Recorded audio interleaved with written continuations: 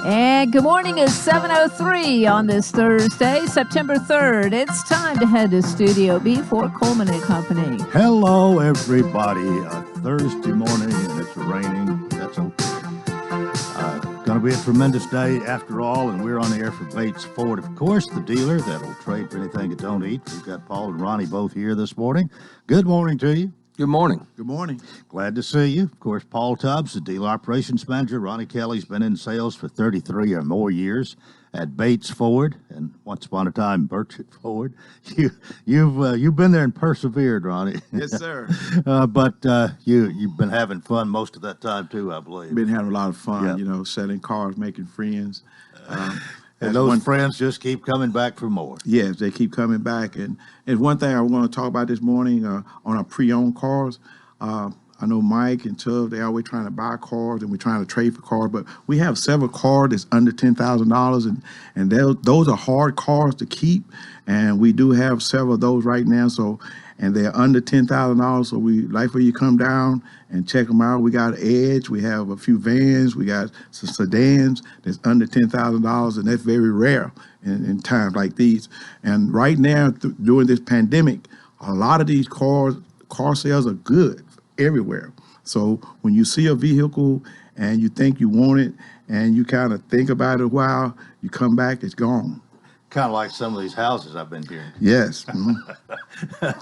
Well, Paul, you want to add to that? Well, I got some bad news for Ronnie because we sold the Edge last night, and we got somebody coming in this morning that we had a nice little Chrysler van that we sold that was under $10,000. But that's a good problem to have. But we still do have about another 8 to 10 vehicles, and that's something that Tony instills in us. When we trade for them, we make sure they go through the shop. We make sure they're well maintained. We make sure that there's no problems, because the last thing we want to do is sell a vehicle with a problem, because we stand behind everything we do and sell. So those vehicles are a rarity, like Ronnie's saying, because it's hard, one, to find a quality $10,000 vehicle, and two, to make sure that we can it's a good roadworthy vehicle that's got good brakes, tires, no leaks, and we try to make sure we go through a full inspection and get it ready for the road. Well, somebody is really looking for a bargain, doesn't want to put as little as possible for a good car, then they need to see you today. Right, and that's kids. Somebody, some kid, if you got a kid looking for a good vehicle, or somebody that just wants an inexpensive vehicle, that's a great opportunity. All right, well, you'll find them, of course, at 1673 West Main right here in Lebanon. Bates Ford, the dealer, trade for anything you don't eat, but you're still excited about the new line, and especially what's the Bronco, I believe. Yeah, they got the Bronco coming out. We're getting some information on it next week as opposed to how it's going to work. There's a lot of questions. One of the things they're going to do is send out an email where you can kind of do a virtual build where you kind of look and pick your colors and options and things like that. And then on the new side, there's a lot of great deals going on right now. You got on the Expedition, you got a $3,000 rebate and 72 months zero interest. There's 72 months zero interest on pretty much all the lines across, except for, I believe, the Super Duty. I'm not sure on it. I'd have to look at the incentives. But, Ford's got a lot of great things going on right now. The Explorers are great new vehicles with the rear-wheel drive, and we've got a lot of, brand new vehicles with great incentives and 0% interest. Now, that you mentioned rear-wheel drive, and things go from one extreme to the other. For a long time, we've had the front-wheel drive, and now is this a trend? I believe so. I like the rear-wheel drive better than the front wheel. That's just a personal preference. But the Explorer, I drive a lot of the Explorers. They're great vehicles, and the 2020, I've drove 2 or 3 of them, and they've gone to the rear-wheel drive, and I prefer it. But it's just an unbelievable riding vehicle. The features inside and out, and it'll park itself. It's got the cameras. It's got it's got the side monitoring where if somebody's beside you, it alerts you, and if like I'm horrible about putting on the brake. If somebody in front of me, I just kind of coast on up. It'll crash. It'll warn you that hey, you ain't hitting the brake. Put on the brake. Amazing. You like to show these new gadgets, don't you? Yes, those new gadgets are great, man. I just like the gear shifter. It's a turn dial. Most time when people would stop to get the mail out of the mailbox, and sometimes they think they put their car in park. But now on these new vehicles, you can open the door and it'll go straight to park. So that's a great safety feature. And I tell you this, and it's kind of funny. He said that it puts itself in park for you and stuff. One of my employees was at Wilson Bank on Badura Parkway the other day, and a lady accidentally opened her door because she dropped her stuff out or check out. And when she opened her door, she didn't have her car in park, and the car went right across Badura Parkway into Frankie's parking lot and had an accident over there. So, those features that Ford's offering, when that door opens, it automatically puts it in park. And this car, unfortunately, she was at the bank and dropped a slip or a check out, and she reached down, and when she did, her vehicle wasn't in park, and it just went right across, right to the parking lot and damaged some vehicles. So, Ford is doing some great safety features to try to benefit you. That would alleviate that. Well, boy, time's flying by here. Still doing oil changes for $24.95? $24.95, lowest one in town. Got tires right now, a bunch of rebates going on. Ford's got specials on batteries, and I always say them batteries is $129.95. Most vehicles, we put them in for free. There's a couple that's a little more difficult. We have to charge a little. But 99% of the vehicles, we put the batteries in for free, and those batteries are, I always say it's got the best warranty in the business. You get 3-year free replacement. If it goes bad within that 3 years, you get a free battery at that point. It prorates up to 100 months. So, that's $129.95. You get a 3-year free replacement and a 100-month warranty. So that's a pretty good deal there. That's a great deal. It is. $130 for a battery and it installed. And I challenge anybody. I had a customer go to one of the parts houses up the street, and they're like, their batteries are $180 and y'all's are $130. I'm like, yeah, a lot of people think the dealer's higher, but that's not necessarily the truth. About 99% of the time, the dealerships, you generally can fix your vehicle better because we've got the tools to fix it right, and also our prices are generally cheaper than what people actually think. All right, tires, batteries, oil change, new and pre-owned cars, all at Bates Ford, 1673 West Main. Ronnie Kelly, thanks for being with us. See you next time. Yes. And Paul, thank you so much. Thank you. Take care. Have a good week. And we didn't even talk about the Reds finally winning one last night. Oh, yeah.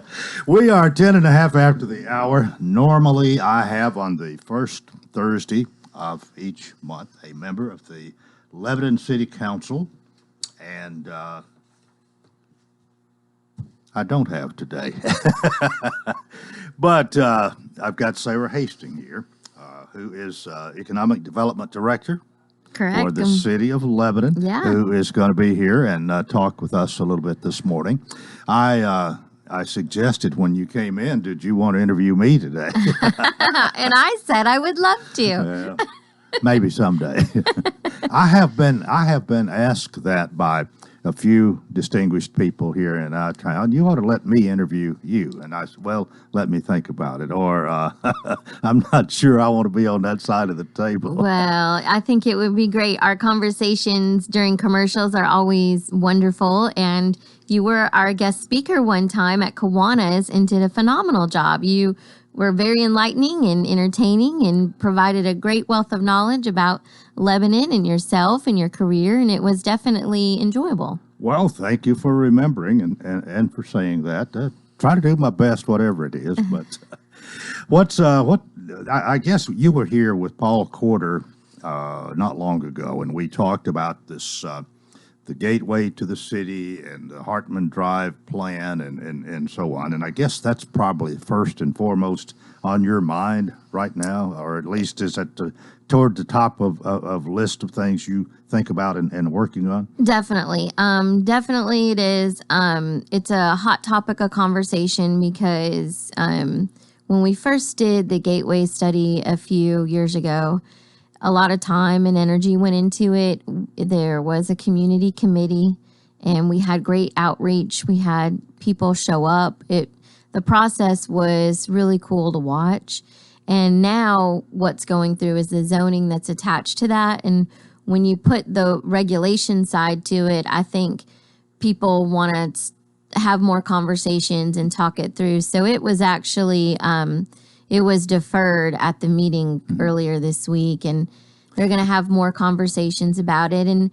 And that's part of the process is, you want everyone to speak up and show their concerns, and then you want to address it and you want to work through it because we want this to be a good plan for the citizens, as well as, the direction I've been given is to kind of raise the level of sophistication, and let's have Hartman Drive develop a different way.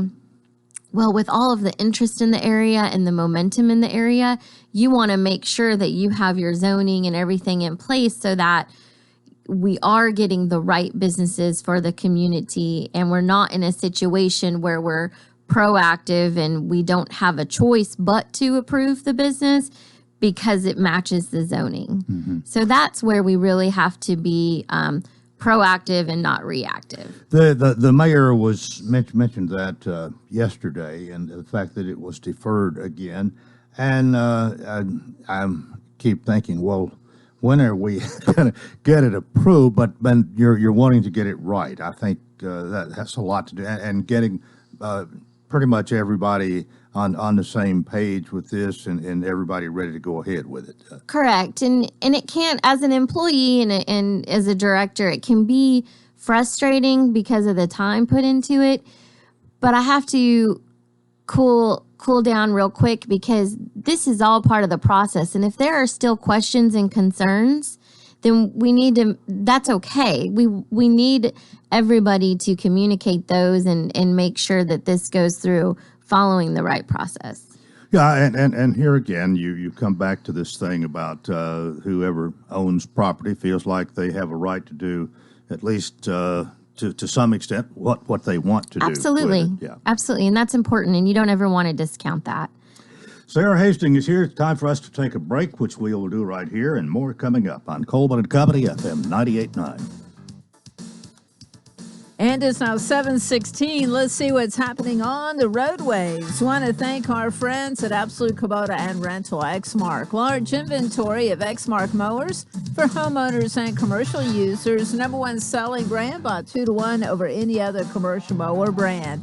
1325 West Main. Now at traffic, here's Chuck. Good morning. It's still limping along here on 65 southbound, trying to get past this crash here south of town, here at Harding Place at 65 southbound. As you head down towards Brentwood, the heaviest flow is coming northbound. 40 eastbound off-ramp at Briley Parkway over near the airport. We saw that two-car collision a few minutes ago. Ripley's Aquarium Family Edition Sleep with the Sharks is back September 19th. Check it out, Ripley Aquarium of the Smokies.com. I'm Commander Chuck with your on-time traffic. Renewal happens here at Lebanon Center for Rehabilitation and Healing. Lebanon Center for Rehabilitation and Healing has experienced new leadership and a new atmosphere. Same location in the heart of Lebanon, 731 Castle Heights Court on the Castle Heights campus. Lebanon Center for Rehabilitation and Healing is providing 5-star clinical outcomes to short-term and long-term care residents. Call 615-444-4319 for a tour and to experience the new culture. Renewal happens here at Lebanon Center for Rehabilitation and Healing.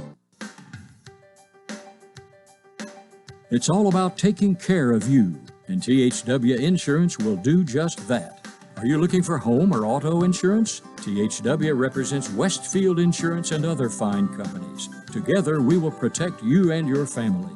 Call Jeff Lee at 615-547-5646 or stop in and see him at the Wilson Bank and Trust main office. Hello, I'm Rick Bell. Lebanon needs leadership.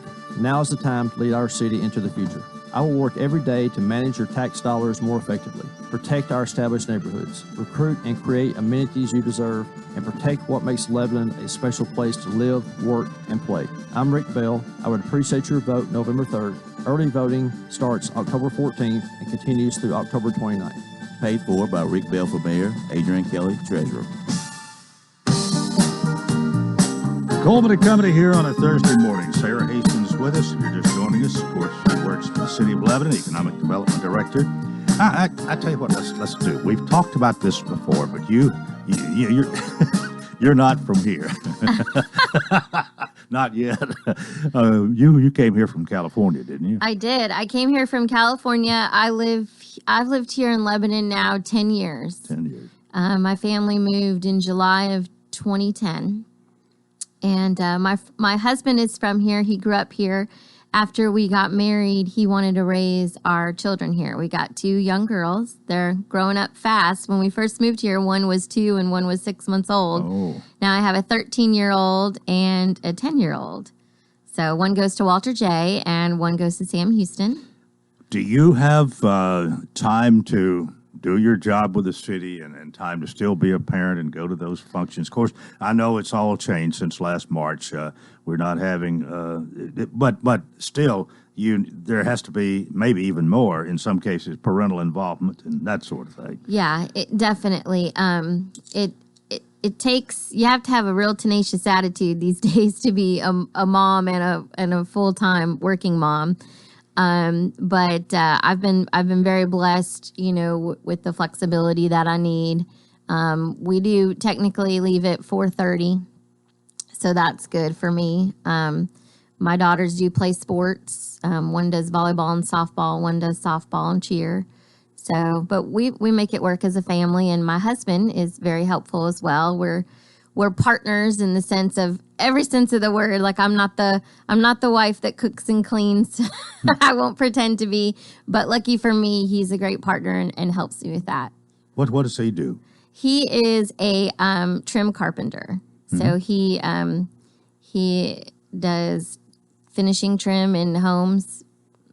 A lot of new building, I take it. Yeah, a lot of new construction. He can do anything. He is a jack of all trades, from tile to, fancy trim, crown molding, floors, all that. But right now, he's really been doing trim work, and he's been working with Stuart Knowles, home builder in town, and he's doing well. He loves it. Let me ask you this. You've been here 10 years now, and I wonder what you expected. You were surely told a few things. You probably visited here maybe before you moved. So, but what's it been like coming from? Was it Southern, Middle, Northern California? Yeah, sure. I was from Southern California. So my father was in the Navy.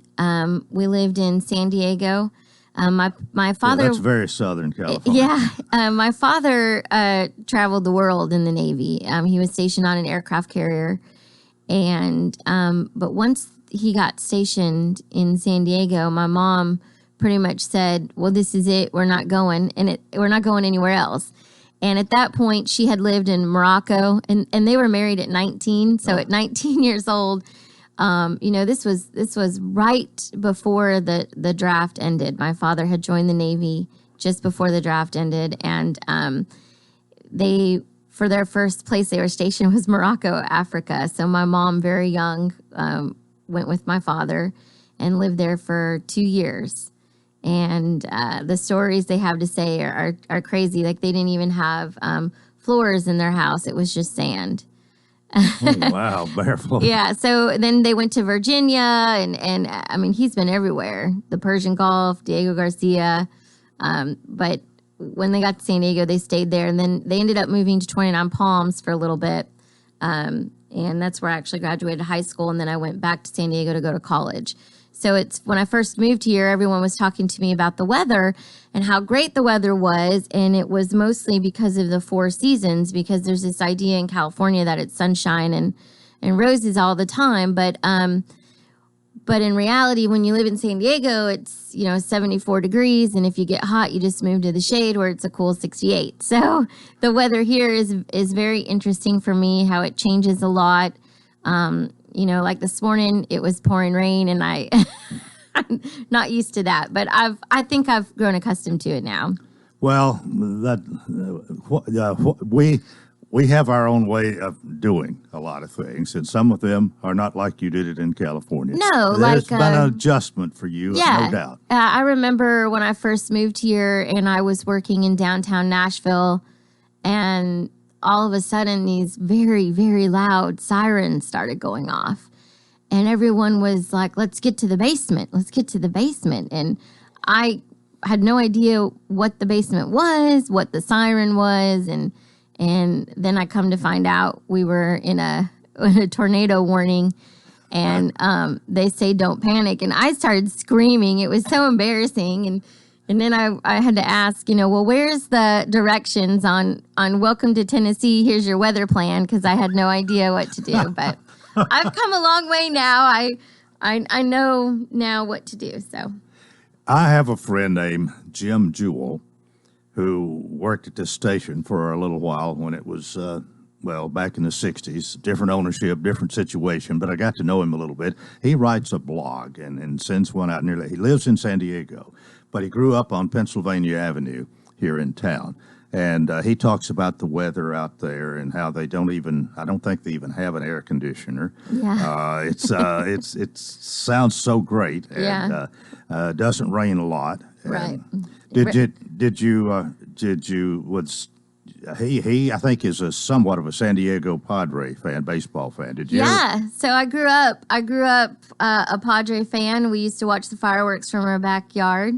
I was there when Steve Garvey retired, and I was there when Tony Gwynn retired. So, I grew up with it. I loved it. My mom has this picture of me in a very old Padres shirt, like in their 70s throwback colors back when it was cool. So you sound like you might be somewhat of a baseball fan. Well, believe it or not, I am a sports fan. I know I'm definitely an indoor girl, but I do like sports, and that's one of the things that me and my husband have in common.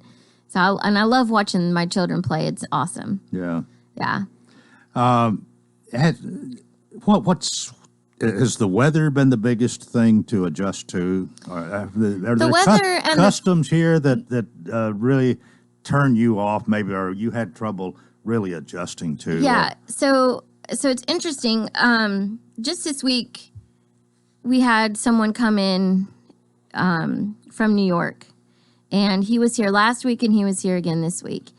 And I find myself almost as the translator, the go-between between the two cultures.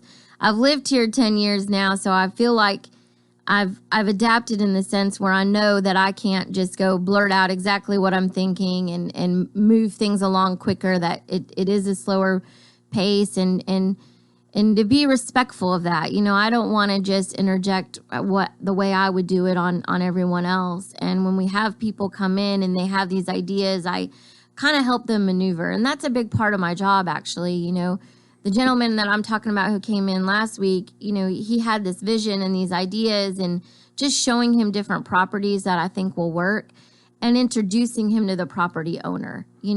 Sometimes it's just selling Lebanon in the sense of who we are and what we can be, and then backing away and letting the owner and this investor talk. And that's a really cool part of it. It's not all of it with economic development, but it's a big role of it. And I think right now during COVID, we're seeing so many changes. My world went from shaking hands every day to being on the phone pretty much all the time. Uh-huh. And slowly people are starting to travel and to visit me, and we're getting back to those tours. But, a lot of people are nervous about budgets and tax revenue. And when we look at the numbers, like just as an example, the hotel industry, I met with our finance commissioner and I said, let's pull the numbers from the hotel industry and let's see what that dip looks like. Because, the media is talking about the tourism industry and the hoteliers in Nashville. Well, let's see what it is on a local level. So we compared it year over year, and it definitely is down. You can see that.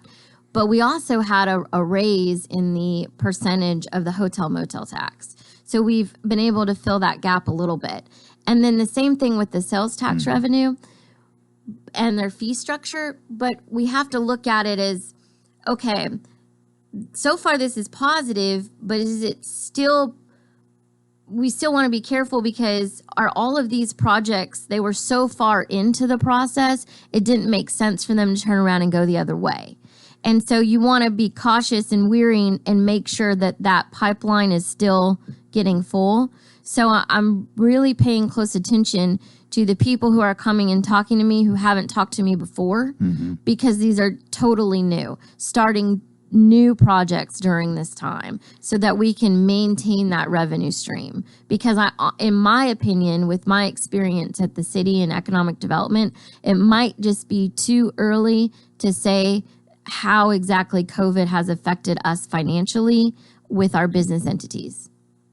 Got 2 minutes left here. Let me ask you this, since this is City Council Thursday, sort of. How close are you? How close do you work with them? There are 6 people on the city council. I guess you know them all by their first name and all of that. How close are you to them, and how close do you work with them? Well, I try to work closely with all of them. I have a PowerPoint presentation that breaks down my position and my goals for the role, and I sit down with them once a quarter and definitely review that. But on a closer level, we're a phone call away. So when I have a project come in that I think that they would really want to champion and that they would want to be a part of, I always bring them in. And on the very early stages when we have something, I always suggest to the developer, let's talk to the city council person and let's let them get familiar with the project too, because we always want to eliminate any reservations from the very beginning. Mm-hmm. So I talk with them on a regular basis, and there's some that, you know, are I'm closer with than others, but that's just like the nature of it. Like, just as an example, Chris Crowell, you know, he, in his industry of his 9-to-5 job, he understands my world a little different. You know, he's out there trying to fund the development, so it works different. So we work well, and then I work with Fred on Legends Drive, you know, getting that. So he helped me when we were rezoning that. And Camille Burdine I talk with on a regular basis, who is very much an enthusiast for economic development in my department.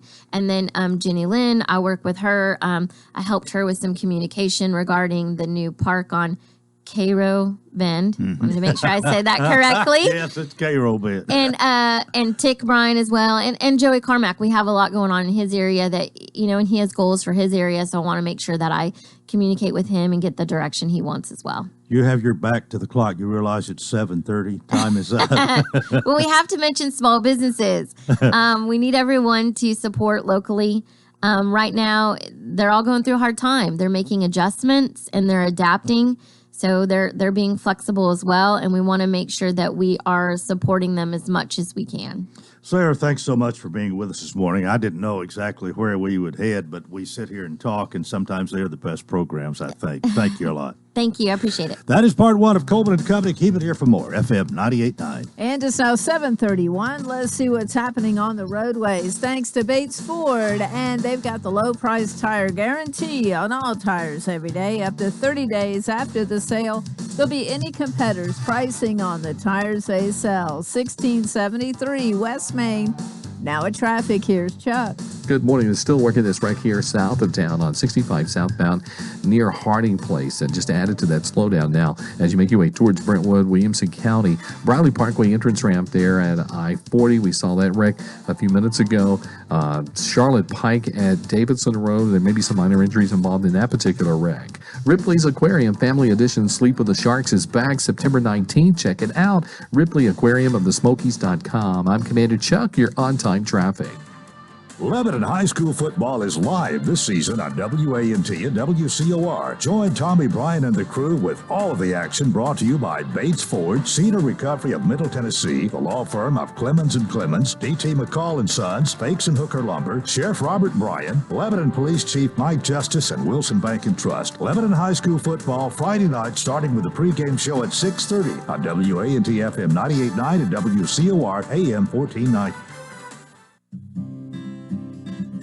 Hey, this is Paul at Bates Ford, and with football kicking off, so are the great deals at Bates Ford. We've got the Works vehicle package, which includes a tire rotation and an oil change for the low price of $49.95. And on the sales sides, we got some great deals with rebates up to $10,000 and 0% interest for 72 months. And as always, if you've got anything that you'd like to sell, bring it to Bates Ford, 1673 West Main Street, the dealer that will trade for anything that don't eat.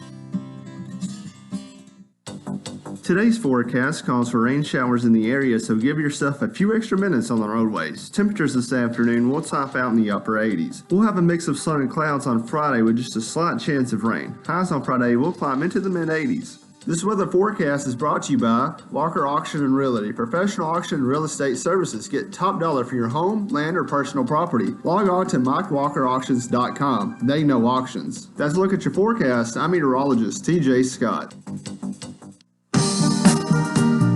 And we continue here on this Thursday morning, Coleman & Company, Part 2. It's time for us to talk about the Pavilion Senior Living here in Lebanon. Heather Sadler, Marketing Director, who usually is either here or gives us a phone shout, but she's not on the phone. She's not here this morning, so we're going to remind you again of what it's all about. The Pavilion Senior Living started about 3 years ago this month. Been a great success there at 1409 Medical Center Drive. Medical Center Drive is just north of Vanderbilt Wilson County Hospital. If you were going to their emergency room, instead of taking a left into the emergency room driveway, you would go one street further, and that is Medical Center Drive, and you'll find the Pavilion down there on the right. It is a wonderful facility, although Heather doesn't like me to call it a facility. It is a community, but they do have a fine building, have even expanded, and most of that has already been taken. They do usually have a few units available for somebody who needs some respite care. If you are caring for someone, need to have a break, maybe need a break for them, you can talk to them about respite care, whether it is in the assisted living or if it is memory care. Either one, they will work with you to give you a week or two or whatever time you need for respite care. A few availabilities I understand, but for the most part, they've been going strong from the very beginning. And of course, when you talk about assisted living, the Pavilion Senior Living is licensed by the state of Tennessee. It's staffed 24 hours a day by certified staff, so you can rest assured their residents receive the best care and support by a trained staff that truly cares about the residents' well-being.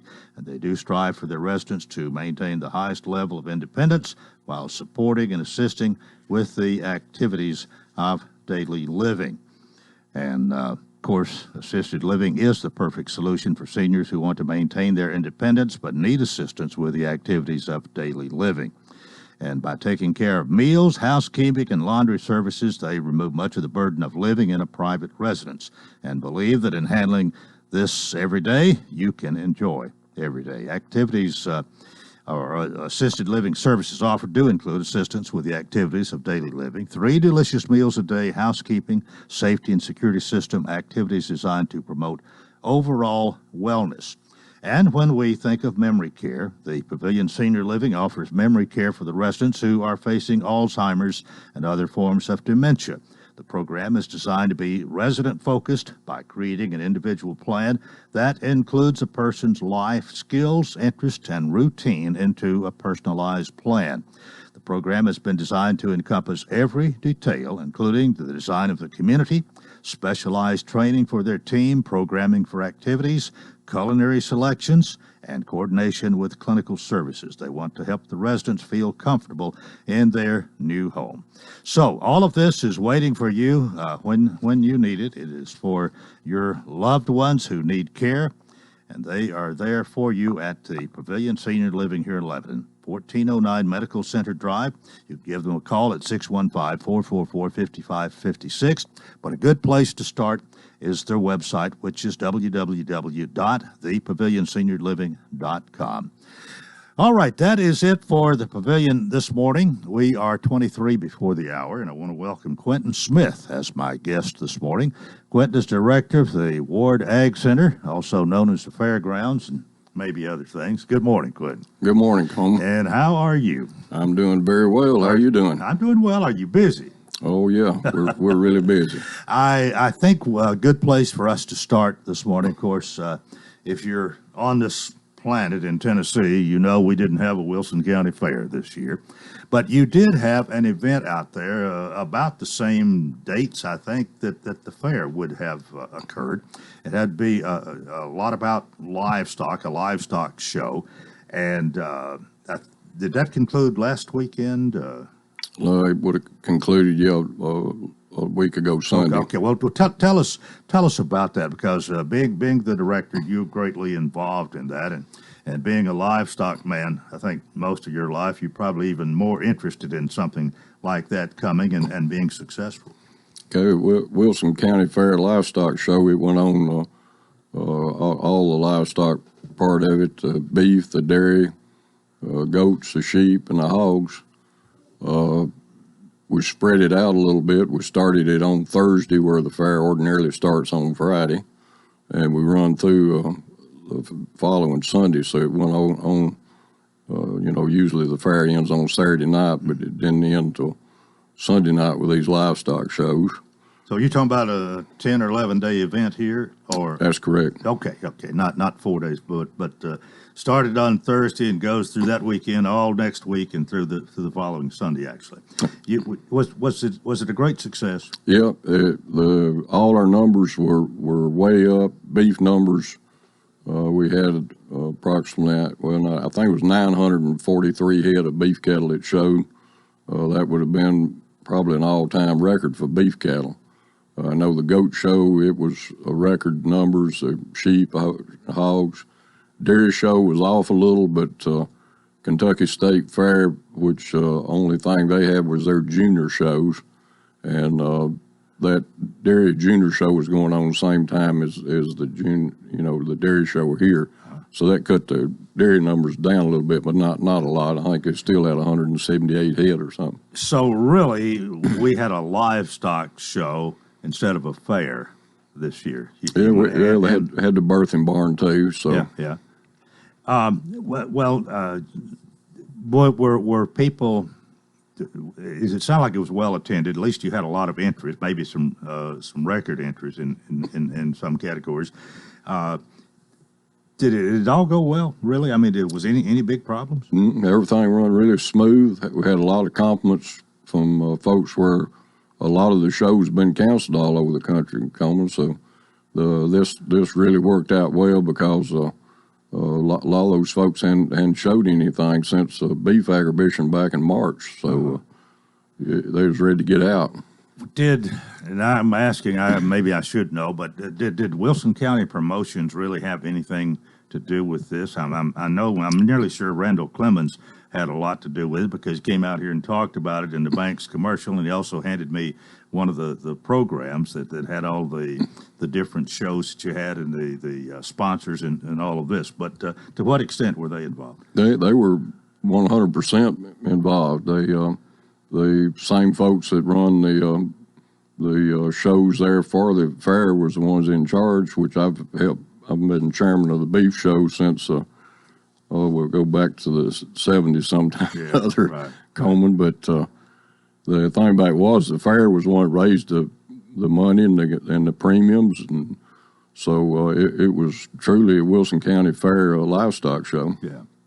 Well, glad everything went well, and I guess by being able to have that, even though we didn't have a fair, we had that, and a lot of people were happy to come participate and to get to go to a livestock show that they wouldn't have been able to otherwise. Yeah, we added some to the beef show this year. It's the first time we'd ever had a steer show at the Wilson County Fair. So we'll look forward to seeing if we can break a record on that. We sold the champion steer for $7,500, and the reserve brought $5,000. So that'll give those folks a little incentive to come to a steer show next year. Yeah. Okay. Well, what else is going on now that that's over? Anytime you have an event like that, I guess there's you prepare for it, then you take down and clean up from it and all that. Get kind of back to normal. You got something else working on right now? Right now, the Tennessee Saddle Club Association has moved in, and so you can imagine the vast amount of horses and folks we've got on the grounds there right now. And it was really for us there at the Ag Center, it's pretty difficult because ordinarily the fair folks have folks there to kind of help us reset, for this horse show coming in. And without any inmates, Coleman, we could have sure used you out there last week. Well, I was, as you mentioned that, I just remembered. I think it's been that way for many years, that show follows the fair. 17, 18 years, I think. Yeah. And so it's a little bit different this year. Well, how long does that go? Is it? It'll be over. It always falls on Labor Day weekend, so it'll go through Monday. Okay. They'll all get gone by Monday. What's September then look like once Labor Day is passed? Oh, we've got next weekend, we got Mendon Fences Rodeo, which is a really, really classy rodeo for folks here in Wilson County. That'd be our next weekend, and the following weekend after that, we got Redneck Rumbles back in town. Oh. So the month of September, actually, Coleman, we're really booked all the way through the end of the year. It's where people's postpone things from the COVID deal. I mean, it's a lot of facilities are still not open, and so we are. So we've got, I think right now we've got about 60 things booked through on about 2 things a day through the end of September. A minute away from going to a break, but let me go back to the livestock show here. You mentioned COVID and the social distancing. How strict were you, or what was required? How strict or loose were requirements as far as the COVID-19? Actually, each group we've had there, your larger groups, we give them the CDC guidelines. We've got deals for large attractions that we give each group, and we advise each one of them to make their own plan. A lot of them. I guess the first big one we had there was the Eastern Regional Angus Show back in June, and those folks at that point were really scared of the liability of having an event that large. So they had their attorneys draw up a waiver deal to where each person that come into that fairgrounds had to sign a waiver, and then we had them there from 21 states during that deal, and they did follow it back up on all the folks that exhibited there. There was no COVID. They followed up at about 3 weeks after the event, and didn't have any problems. So it's a whole lot different, Coleman. You got folks that was wearing masks, but some folks are not, and as long as they're distancing themselves, and you got, with the livestock shows, you got a lot of families, just like you do with the horse event going on out there right now. So, you may see 10 or 12 people in a group, but it's all one family. So, that's a day-to-day thing. So, don't really create a problem. Do you do much policing regarding those requirements? No, we don't. We don't police it. The health department has. I'm sure they'll be out there either today or they could have. Some of them been out there. Well, I know they're out there yesterday because they were testing there on the center. So. Okay, we need to take a break right here. Quentin Smith, director of the Ward Ag Center, is here. This is Coleman and Company, FM 98.9. And it's now 7:47. Let's see what's happening on the roadways. Thanks to our friends at Absolute Kubota and Rental. They have a large inventory of Exmark mowers for homeowners and commercial users. #1 selling brand, bought 2-to-1 over any other commercial mower brand. 1325 West Main. Now at traffic, here's Chuck. Good morning. They're still working this wreck in a tricky spot here coming off the I-40 ramp onto Briley Parkway over here near the airport. Traffic still busy out here, 65. It's very heavy up through Brentwood. They're still working that crash. It's a truck that overturned down in Giles County, 65 southbound before you get down to the Alabama state line. Give yourself extra time down through there. Celebrate autumn at Ober-Gatlinburg during Oktoberfest, September 25th through November 1st. All the details, obergatlinburg.com. I'm Commander Chuck. You're on time traffic. 71 degrees all the way. 73 degrees, please. So what's your perfect degree of comfort? We'll help you find it with professional Rheem HVAC service that'll keep your home comfy year-round, save on energy costs, and may qualify for utility rebates and tax credits. So enjoy a new degree of comfort. 72 degrees, and I'm good to go. Financing available through TVA's Energy Right program and your local power company. Call Randy's Heat and Air 237-3604. Rick Bell, who was appointed to the City Council by fellow developer and former Mayor Philip Craighead, voted to build a $5 million super park at Hamilton Springs, Bell Family Investment Property. He also voted to donate $850,000 to a private school that he taught at for 20 years. This looks like a conflict of interest. Vote Bernie Ash for mayor of Lebanon. 22 years in elective office and never a hint of a conflict of interest. This message has been paid for by Bernie Ash. Bad, good. WANT is proud to announce the return of the Fakes and Hooker Scoreboard Show. Every Friday night, we will bring you local scores and interviews with Wilson County coaches directly after the LHS football game. The 2020 Scoreboard Show is brought to you by Fakes and Hooker, Burdine Supply, Designer's Carpet, Kitty Salas and the hometown team of Keller Williams, Lebanon Appliance, Minchie's Landscape, Palometto's Insurance, and Sammy B's Restaurant. That's every Friday night after the LHS football broadcast, right here on WANT 98.9, Wilson County's own radio. The company, thanks for joining us. Quentin Smith is here, and we'll conclude here in the final 11 or 12 minutes of Coleman and Company this morning. You, as Ag Center Director, you've had a love for this place from all along. I think you've been a part of it really since it started back in its humble beginnings, right? That's correct. And you have seen it grow from whatever the original purchase was, 100 acres or so. Is it that big? It started out with 100 acres. We're up to 275 acres now. But I mean, you saw it there when it was just really a piece of land, and that's about it.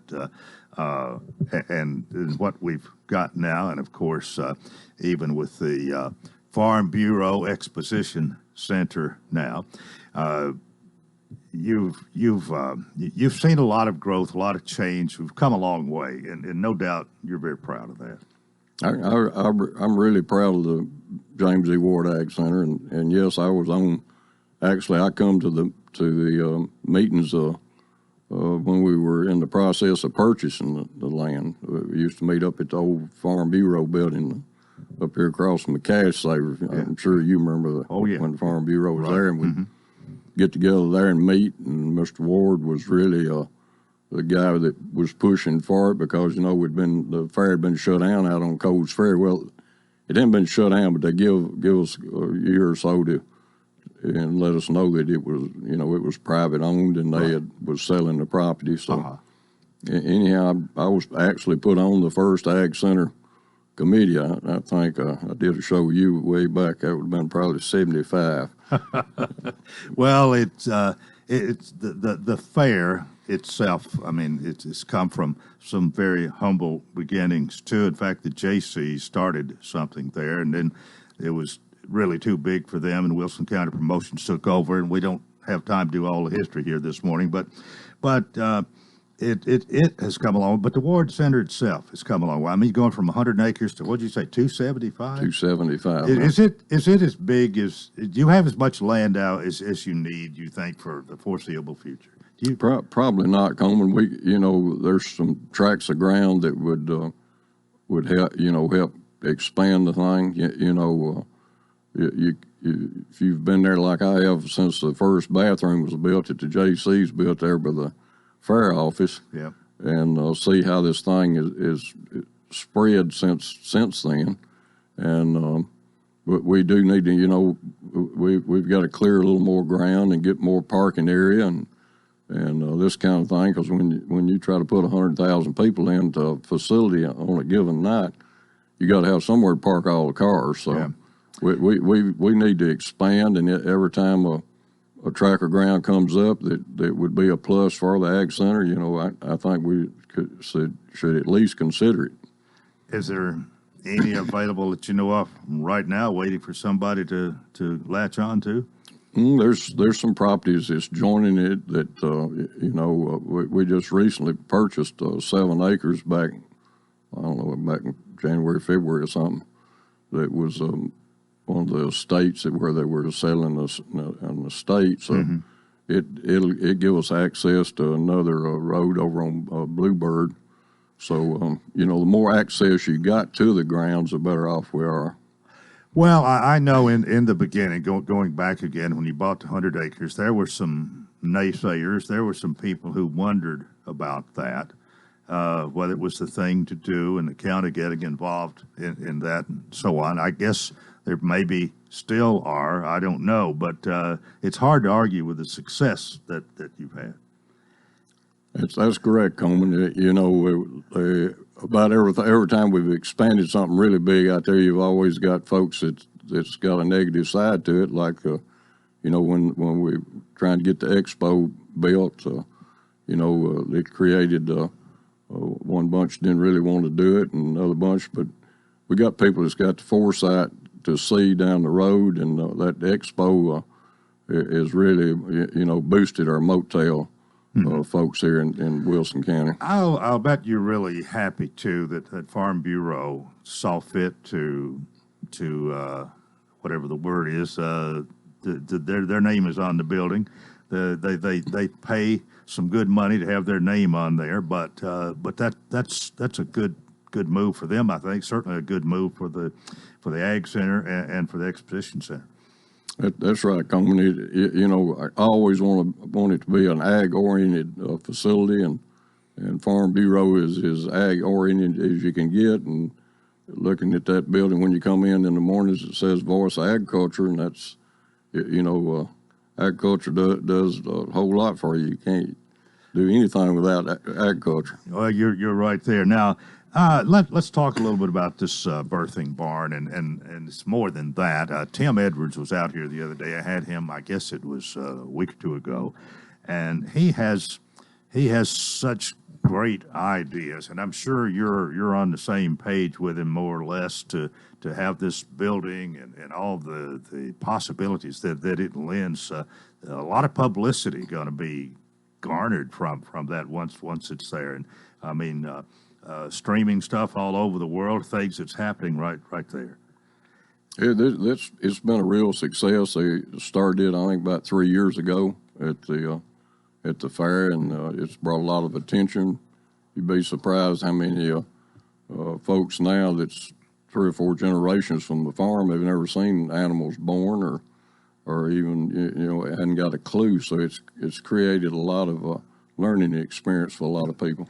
Well, are you on board, totally on board with what they're trying to do there? I mean, you feel very positive about that? I think it'll be a positive thing. Yeah. Well, I think a lot of it depends on funding. I know there are different grants that are available.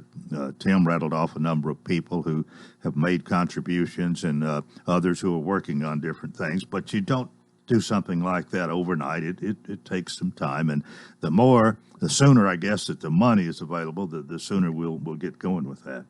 That'd be correct. You like the plan, where they're planning to put. Is that the right place to put this? The plans for that? Well, it's still in the working process. So it's still got to go back to the Ag Center committee, and a lot of folks have got to look at it before it starts. And right now they need to make up a whole lot more money. Yeah. To make this thing work. Well, you mentioned that you're having a number of things that were either, I guess, postponed that are maybe going to take place here between now and the end of the year. You're going to be you got your hands full, I guess. You got many open dates between now and the end of December. That's like what I told you. We're pretty much booked up.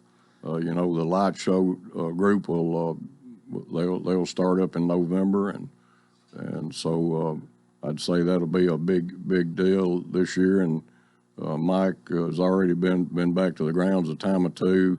They're planning on a whole new light show. So it won't be, it'll be a light show, but it'll be different from what the light show was last year. So everybody will need to come out and see the changes that's going to take place with the light show. What did you get some benefit? The Ag Center gets some benefit out of having that there. Do you get a portion of each entry fee, or is it a set fee they pay you? Or I mean, they pay us a set fee, Coleman, and then I ain't got them figures right in front of me, but we get $1 a vehicle that goes through there, so. We'll get somewhere around 40,000, I think about 40,000 vehicles, 40 to 45,000 vehicles go through. So then we charge a fee that offsets our electric, which those lights that, we did a deal when he first come there to see how much difference our light bill was from the previous year. And we found out it was cheaper because his lights didn't cost us as much to, as far as electricity is concerned, as a light show we'd been having there. So anyhow, it's hard to believe, but those the lights that he's got, they don't pull near as much current as the old lights. And another thing he does too is he comes in and all those roads through there that you get on, when you're going through the light show. I think last year he spent $10,000 or $12,000 putting gravel down on those roads, and that helps everybody. It helps other events coming in. Yeah. Well, we got a minute and a half left here. Anything you think of you want to mention before you go this morning? Things going pretty well, I guess. You hiring anybody? You need help? We're not hiring. We got some folks out and so forth, but I think Sheriff told me I think I'm going to get the inmates back next week. We haven't had any inmates out there since about the 12th of March. So we'll have inmates back next week. So that's it's gonna make things a lot better. Oh, no doubt. That they over the years they have provided so much help out there. Any big event, I guess they were there. I don't know what all they do, if it's setting up chairs, moving things around, unloading, loading up, whatever. But and they probably enjoy that too. Yep, they always like coming out, and they're really helpful. And I've had a lot of them after they get back out in society. They even actually come out and thank us because we try to feed them good, one meal while they're out there. So okay. Anyhow, Well, they look forward to coming out there, and we've sure missed them since March. Yeah, I bet. Quentin, our time's up. Thanks for being with us today. Good report. Seems like things going really well at the Ag Center, and we appreciate the good job you're doing. Thanks a lot. Yeah, glad to be here, Coleman. That is it for a Thursday. Join us tomorrow. Till then, I wish you a tremendous day.